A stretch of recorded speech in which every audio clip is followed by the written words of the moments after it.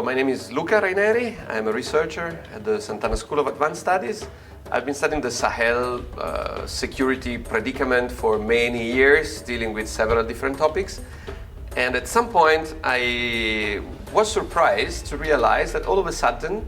many actors from many different quarters were very much emphasizing the fact that the violence that was spreading in the Sahel, that everybody was observing,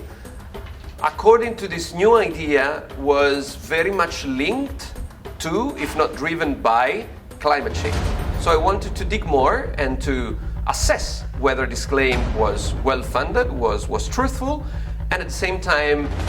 it turned out that it wasn't, so I was curious to realize why it remained so influential in spite of the complete lack of evidence regarding it. For a while, for sure, it was the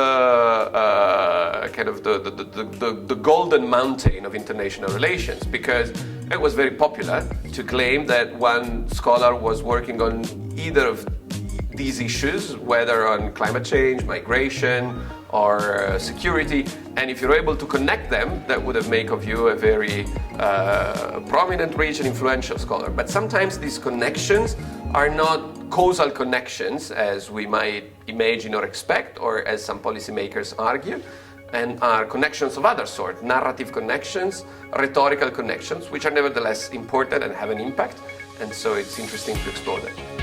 Blaming climate change is a convenient way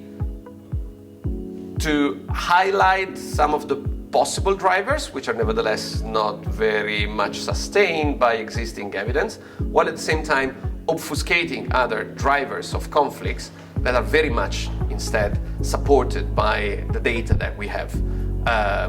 What other drivers? Well, for instance, the responsibility, in many cases, of African policymakers and their security apparatuses that are very much accused of abuses against their own population, which are viewed as one of the main drivers of, for instance, insurgencies and rebellions. Obviously, blaming climate change diverts attention from that.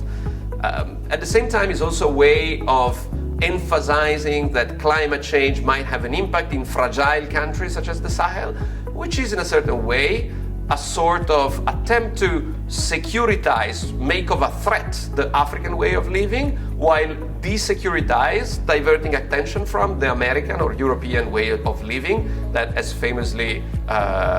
George Herbert Bush argued, was back then not up to negotiation.